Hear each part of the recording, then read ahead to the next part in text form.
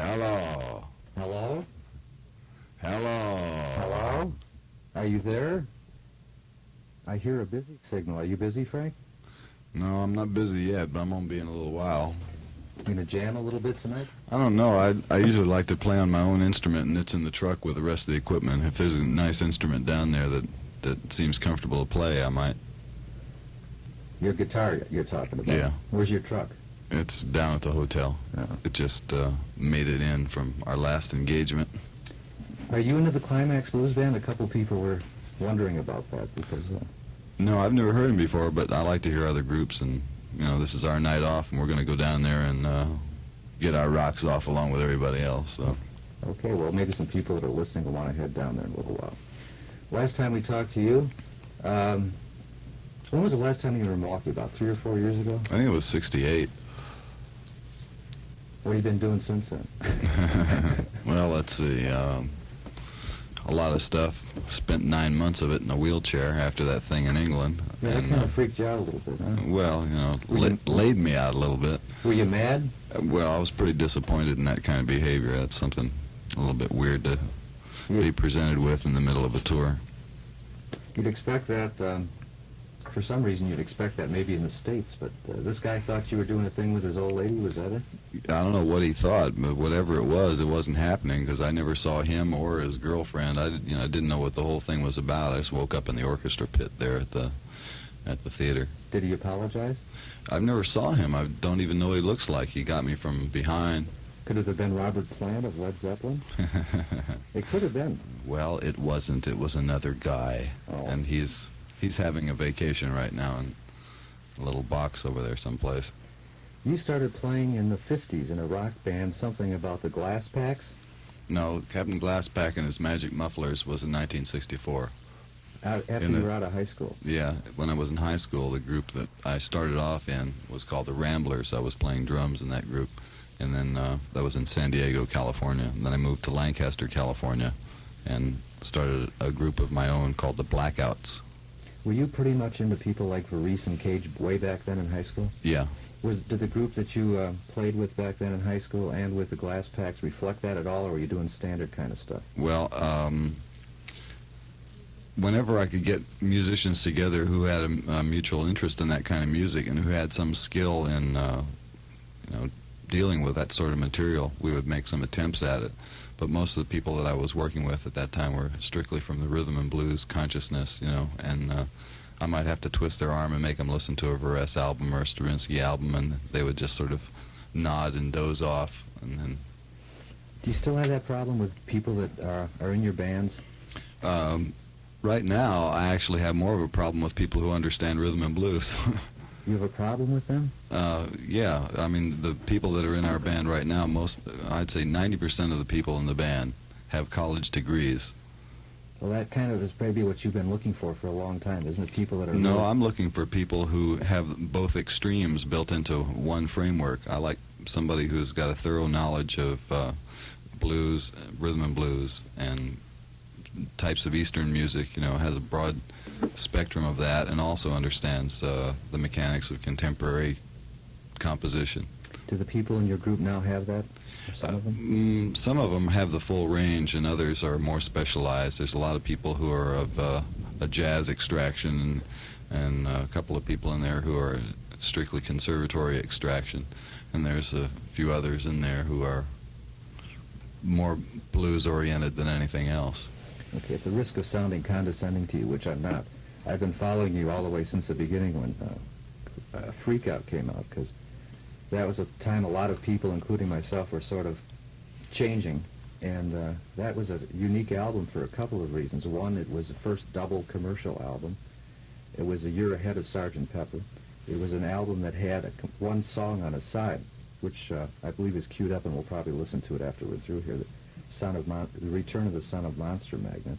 And the album itself visually was rather freaky, and the contents obviously were rather unique to the times, and so that's when we got into you. And then as time went along, you changed the group a lot, and I, in some ways in my own head, have compared you to Mayall, John Mayall, in the sense that you sort of father all sorts of different groups, and people that have worked with you head off and do other trips and get into other bands, like Geronimo Black or Little Feat, and the Mothers keep on changing and evolving, and people come and people go.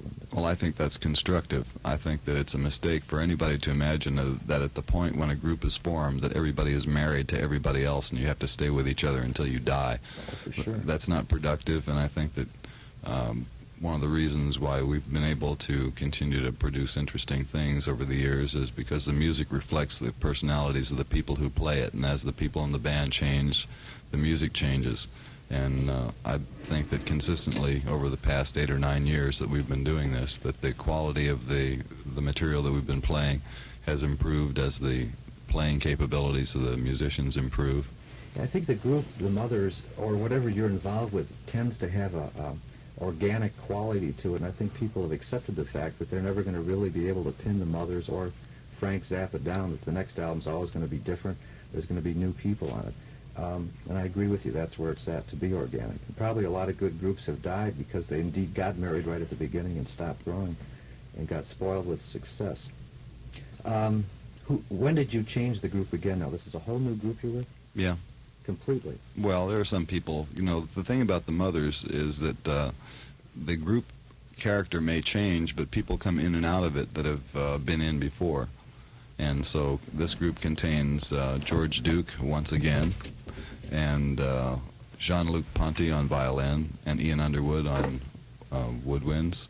His wife Ruth, who is the percussion marimba player on the Uncle Meat album, is now playing those instruments with us. And a very phenomenal trombone player named Bruce Fowler, who was formerly with Woody Herman, is working with us.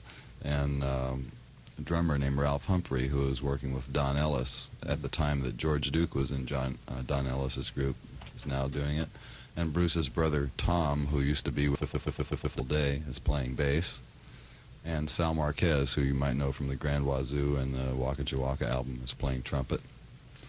Okay. So it's a good lineup. For sure, for sure. It's a dangerous question, maybe a little bit of name. But is there one album that you look back upon as being something that you're really willing to stand on for that time in your career? Certainly. All of them? Every one of them. You like them, each one as they come along? Each one of them is an accurate representation of what we were doing at the time that it was released, and I think that that's about all you can honestly expect to do with an album, because here's the problem with making an album in the first place. From the time that you write the material to the time that the group knows how to play it, X number of weeks or months will elapse. From the time that you've taken that material onto the road and tightened it up to the point where you think you can record it, you have a little bit more of a time lapse. Then you go into the studio and record it, and you can spend anywhere from a couple of days to a couple of months doing that. And then your packaging will generally take you another 6 to 8 weeks for design of the cover and pressing and so on and so forth. So from the time that you get an idea and it goes through the channels of turning into sound as a product of the group's efforts, you're going to be spending maybe 6 months. And so an album is a representation, a capsule representation of 6 months worth of time. And by then, hopefully, you're 6 months beyond that. Or way Well, beyond it. that's the most optimistic inside figure, 6 months, I say, unless in many instances our albums have been delayed through the negligence of the companies that we've been connected with. For instance, Lumpy Gravy was held up for 13 months. The Beatles held up the release of We're Only In It For The Money for 11 months. Now, how did they do that? By refusing to admit permission to have a parody of their cover. Did they have to give permission for that cover? The record company was very timid about it, and they sought permission. If they would have just put it out, there had been other very sleazy parodies of the Sgt. Pepper cover already on the market, and nobody had said anything about it. But at the time that we released that, the people at Verve were very sensitive about offending anybody, and so they went to the Beatles and said, here's a parody, would you approve it? And they just obstructed it every way that they could. And then finally, I even talked to Paul McCartney about it on the phone, and he farted me off and referred me to an attorney someplace, and then the whole thing wound up being settled by attorneys, which I thought was a little bit sleazy for the Flower Power era. A little bit. It sounds pretty sleazy. Would you say McCartney was behind it, or were all four of the Beatles behind it, or were the record company behind it, or what? Oh, behind what? Holding it up and hassling? Well, when I talked to him on the phone, the thing was this. It was arranged for me to go over to his house and sit down and have a cup of tea and talk about show business or whatever you're supposed to do if you're in rock and roll and you go see somebody else who's in rock and roll. And this was arranged by a guy named Miles, who is one of the writers on the International Times, the London underground newspaper. And I couldn't make the appointment because we had to play a concert in Copenhagen. So he called McCartney up, and I talked to him on the phone, and I briefly mentioned that we were going to do a parody of the cover, and asked him if he had any objections to it. And he said that, well, he would have to ask all the other guys in the group, and it was like he was holding the phone at arm's length and staring at it incredulously that I would even talk business with him. And he made some remark like, oh, we have business people who do all that stuff, you know, like I was a schmuck for even discussing it over the phone. So that's the way it went. Do you hold any other, let's see, let me rephrase that. I know the last time we talked was a long time ago. We asked you what kind of music you listen to, and you mentioned a lot of classical stuff, Maurice, Cage, stuff like that. But you're a pop star by your own admission. Are there any other pop groups that you are really into? No, not that I'm really into, but there are isolated musical events that I've enjoyed. You know, one thing that's happening right now that I get off on is Steely Dan. There's a couple of songs that they do that I think are really good. I don't even know the names of them, but I think they're very melodic and nice. And I think I heard yesterday that their lead singer is no longer with the group, and they're kind of incapacitated at the moment. I don't know if you know that. Really? Yeah. I thought their lead singer was the organist, not the guy that stands up in front. One of the people from Steely Dan is quitting? He's either quitting for some reason, not with the group, so at this point they're kind of frozen, which is too bad. I don't know if you knew that. No, that is too bad. I think they're. We played with them in Kansas City and a couple other jobs, and I thought they were a very nice group. And also, I like Neil Young. Not the Harvest album so much as After the Gold Rush. I thought that was great, and there's some things on his new album that are really good. I was reading an article in your favorite trade magazine, Rolling Stone, the other day, about Neil Young getting into producing movies, and I had to think of you with 200 Motels. He seems to be getting into that a lot. How did you feel about 200 Motels, the whole experience, and are you going to continue to do that? I'm probably going to do another film at the end of this year. I thought that considering how unique the project was, that the results were extraordinarily successful, but in terms of my own personal aims artistically in the film, I felt thwarted because of the limited budget that we had to do such a gigantic project with.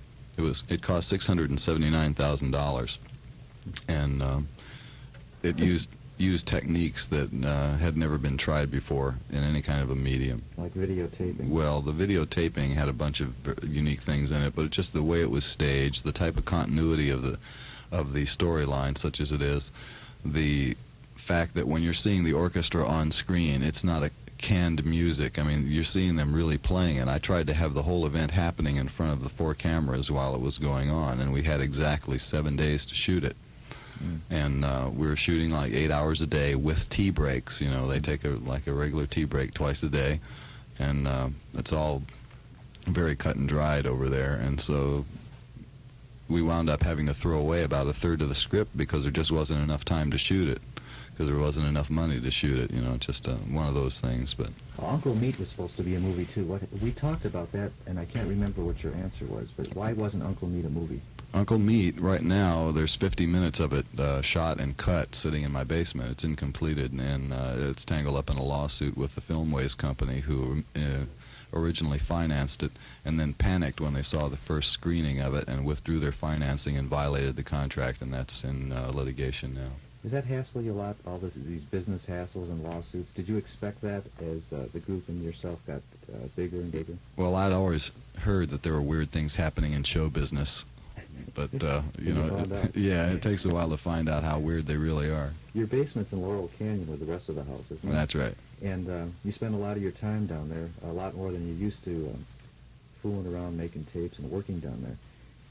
What kind of new machinery have you gotten into in the last couple of years that's like really gotten you off in different directions? I'm in contact with a number of people who are involved with digital processing of audio, and some computer heads and various other weird audio freaks out there in Los Angeles, and I've financed the construction of a number of unique electronic devices that do things that I always wanted to hear. Yeah, there's so many fine toys now, and so many more coming out that it's great that they're available for people like you to to work with or play with, I suppose. You must like the Firesign Theater. I like some of the things that they've done. I'm not thoroughly enthused about the whole output, but I thought that Bozos was a good album. Yeah. The main thing that I like about it is not so much the content of it as the production of it. I thought that it was a very sensitive use of room tone, and especially the sequence where there's supposed to be a lecture happening in a college room, where you can really hear the size of the room. You can hear the pages of the big graph being flipped over, and the guy's got that really humdrum, horrible voice, and that was brilliant, I thought. That was a classic, explaining the birth of the Earth. Yeah. I thought that sequence from Bozos with Nixon as a computer was a classic. Yeah. Classic situation for sure. How are your kids, Moon and? Excellent. Yeah. Dweezil, Moon and Dweezil. Yeah. They're taking ice skating lessons now, and Inside, I imagine. yeah, they have the ice skating rink in How old is Los Moon? Angeles. Moon's 5 and Dweezil's 3. Wow. Kids are far out, Oh yes. for sure. I'll tell you something that's going to be happening pretty soon.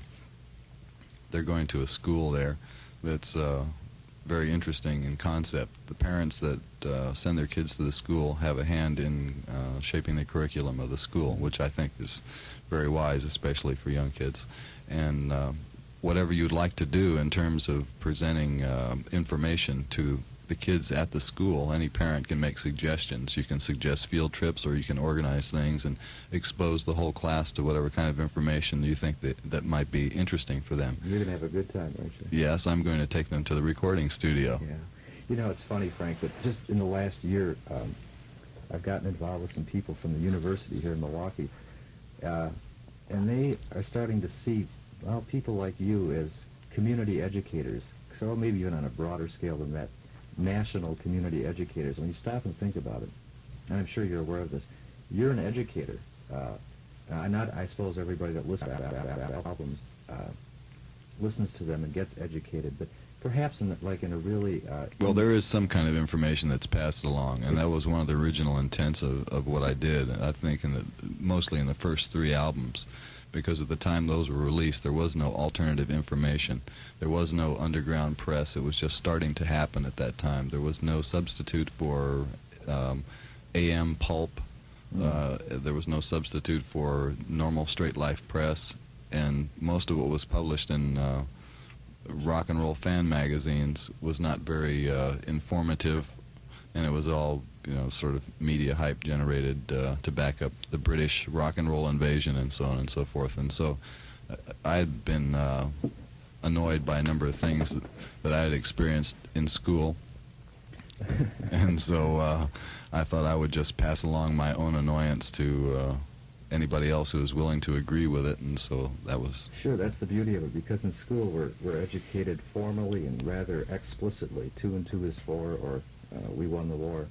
But by listening to music and to what the lyrics of the music have, it's informal and it's implicit, and we pick it up and we enjoy it. So and that's what learning is all about. Is it should be an enjoyable process. And when you think back to some of the things that you were saying in some of the early Mothers albums, it was really dangerous from the point of view that you've always been sort of a social conscience for the counterculture, whatever that means. And like flower punk, or just all the pot shots that you took that were in fact very correct, but at that time and even now it isn't really too popular. No, it's not popular. It wasn't then. I doubt if it's popular now. It probably never will be popular, because I think that you just can't tell people the truth all the time. But I didn't see any choice. I wasn't going to just make an album of pro-flower power songs at a time when that was commercial to do, just to get on the swim of that. I looked at the whole flower power thing while it was happening, and I just scratched my head and I said, are these guys kidding me? And then you have an experience like that with McCartney that has to really confirm everything you believed in. Anyway. Well, I would take that within the context of the business end of the music business.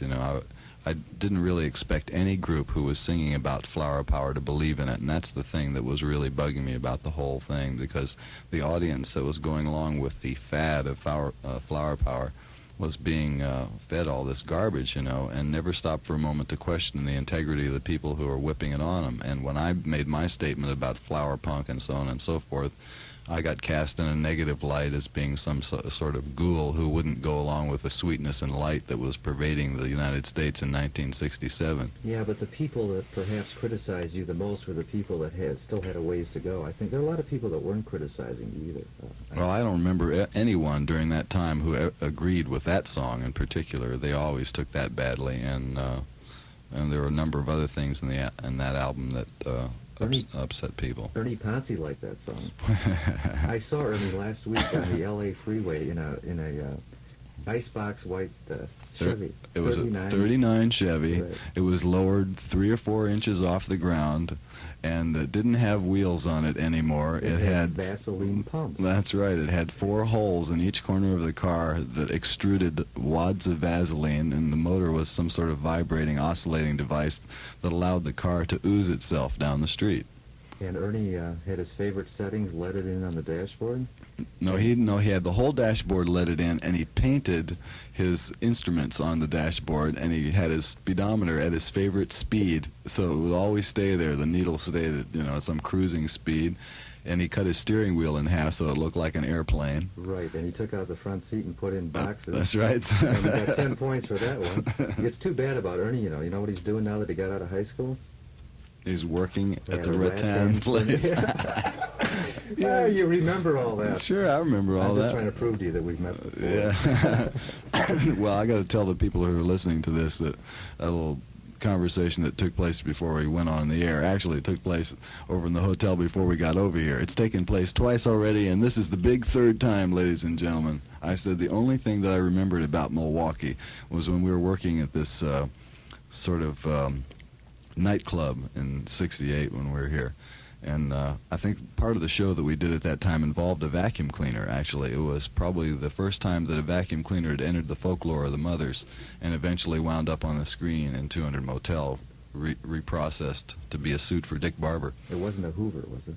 I don't know what kind it was, but it was one of those tank-type things, and we were playing it as a musical instrument, blowing it into the microphones. But this was a very strange club, and it had a bunch of ominous-looking gentlemen wandering around. And I was informed sometime during our program there that by the bartender or the road managers or something. He says, Frankie wants to buy yous a drink. And I found out from a computer salesman on the airplane on the way in here when I mentioned this story to him. He says, I think I know who that Frankie is. And it turned out to be Frankie Balistreri, who is apparently occupied somewhere else at this time. But, right. We all know who Frank is. Let's see, now you made me lose my train of thought. You're talking about the rattan place, weren't you? Yeah, we got through that. And we were going to talk about...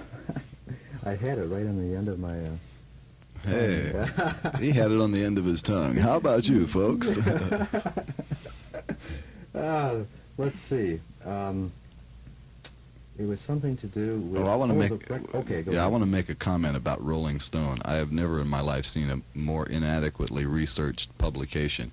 They really take off after you. Well, Wow. it's not only that. I find that just about 90% of the stuff that's ever been written about the Mothers in that publication has had zero to do with the music, and most of it has been malicious attacks against either myself or the basic thrust of the group, and I think that may be a carryover from the Flower Power days. As you remember, San Francisco being the hardcore of Flower Power consciousness.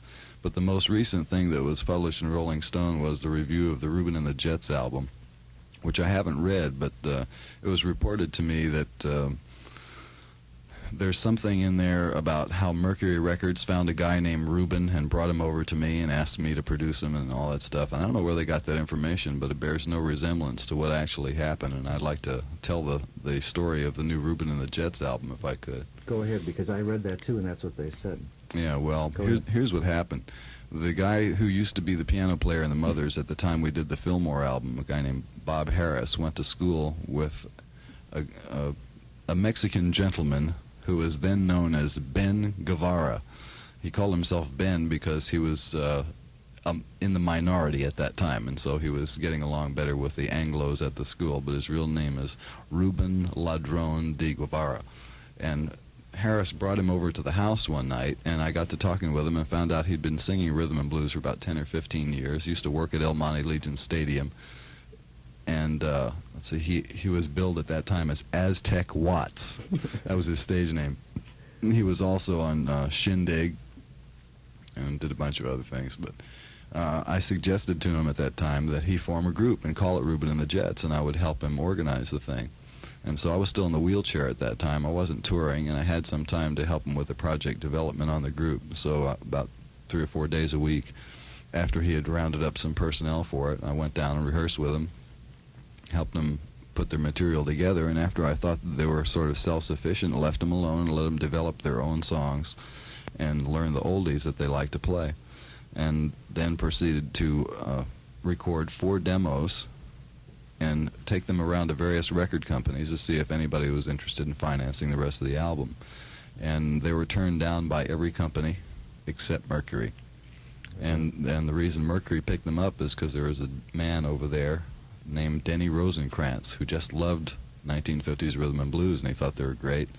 He signed them up, and I finished off the album, and that's that. You know, it had nothing to do with Mercury finding a guy in order to fob off a second Reuben and the Jets album.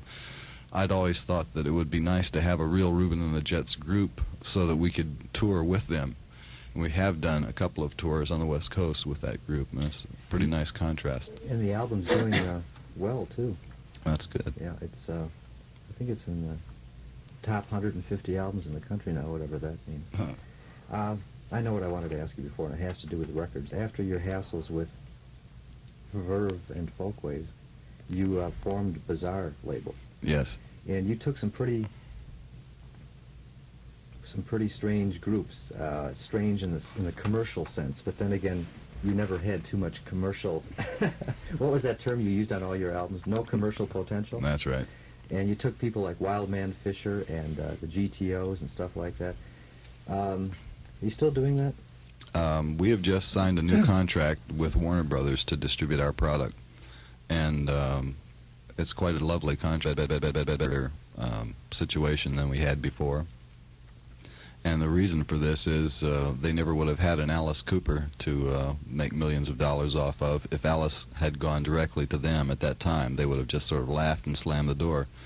But because we signed them and the group eventually wound up with them, they have managed to profit thereby, and they presume that if more weirdos like that come knocking at my door, that eventually they're going to continue to profit.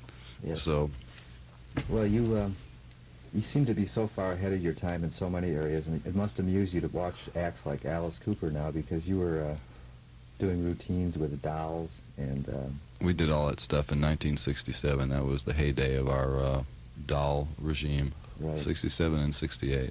Have you caught the New York Dolls in New York at all? No.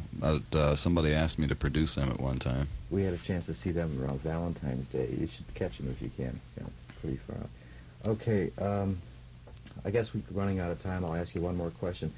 This concert that you're doing tomorrow night with McLaughlin has been billed in Milwaukee anyways as the concert of the year, which at first may sound like a hype, but I don't think it is. McLaughlin's incredible, and a lot of people saw them at Summerfest here in Milwaukee last year. Are you excited at the prospect of playing with McLaughlin? Have you played with him before? Yes, we've been doing a tour with them. I think we have maybe 6 more concerts. There was a total of 11 concerts that we've been playing with him all over the country. I would guess that you dig him.